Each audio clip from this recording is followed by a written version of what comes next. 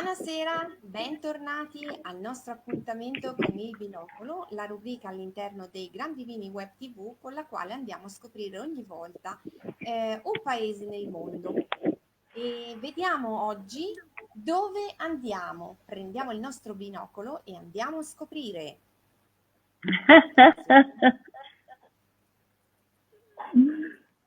Oggi andiamo ad Hong Kong. Abbiamo con noi Debra Meiburg. Preciso che oggi l'intervista. Hello. Hello, Debra. Welcome with us. Thanks, Debra. Debra is a master of wine, the first Asian master of wine. She's based in Hong Kong since more than 20 years. She is expert in marketing, communication. 32 years. Wow. Yeah. She's a journalist. She has a wine school. She's holding seminars and masterclass all over the Asian market and so on. And we are very glad to have her as our guest today. So welcome, Debra. Thank you so much. It's just wonderful to see you. It's been so long since we can see people in person. Yeah, that's a pity. So now we would like to talk about the Italian wine in Hong Kong, to have a look at the situation. And let's go with the first question. We have seen in our wine observatory Nomisma that the importation from Italy and all over the country in Hong Kong, wine importation of course, decreased a lot. They lost more than 20%. For example, for Italy was less than 22%. So what is happening now in Hong Kong? Hong Kong. Well, I think that's an interesting question to reflect and think about. But my guess, Hong Kong, in the first half of the year, we already had COVID issues at the end of January. So our restaurants and bars were closed the first half of the year, much of the year. And I think in general, Hong Kong people drink Italian wine with Italian food. It's not a wine that when they're home with their kids doing homework that they open to drink. It's more a wine of experience and pleasure and eating. And I think since that has slowed down eating out here, I think that might be why there was a little dip. But now Hong Kong is recovering. We have very low COVID rates. China has almost zero COVID. We have 1 or 2 cases each day only. And so we're now beginning to go to the restaurants again. So I think you will see imports improve again. Okay, let's cross the finger. There is also a curious thing during the first semester of 2020 about the New Zealand wines. These are the only wines which have seen an increase in their importation in Hong Kong. So that's curious, plus 30% of the importation. Why is it happening this way? To your opinion? That's really surprising news, but I have 2 guesses. The first guess is the New Zealand dollar was in a very favorable price range for Hong Kong. The currency of New Zealand had made New Zealand wine very affordable. So I suppose a lot of the importers bought New Zealand wine quickly. And the second thing, New Zealand makes wonderful Sauvignon Blanc, light, crisp, fresh.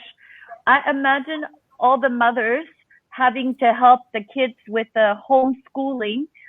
Figure a quick Sauvignon Blanc at 4 o'clock is easier to drink casually than maybe a beautiful Barolo.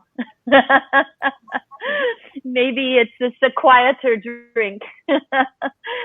But New Zealand has always been strong in our market, and also looking at that cycle, of course, New Zealand is Southern Hemisphere, so their sales period is a little bit different from Northern Hemisphere wine. Okay, okay. And what do you think about the prospect of the Italian wines from now on? Well, Hong Kong loves Italian wine, and I love Italian wine, as you know. We have a very active organization called Knights of Alba. So these are the wines of Piemonte, and I see the chat going and talking. You have some crazy fans of Italian wine here. And at the same time, I think the challenge for Italy is people mostly drink the wine only when they're in Italian restaurants. So we have to convince people to drink them at other occasions and with Cantonese food and as aperitifs. So I think that will be the challenge. But Prosecco does very well here. And I think it's been a little more difficult for Prosecco the last few months because there's no parties, no weddings. Okay. But in general, I think people really appreciate Prosecco. I did a workshop on Prosecco about 1 month ago. Of course, we could only make it small because of COVID, the spacing, but it sold out in an hour. So people, I think, have a very good interest in Italian wine. But I think the hard part is so many regions and so many great varieties.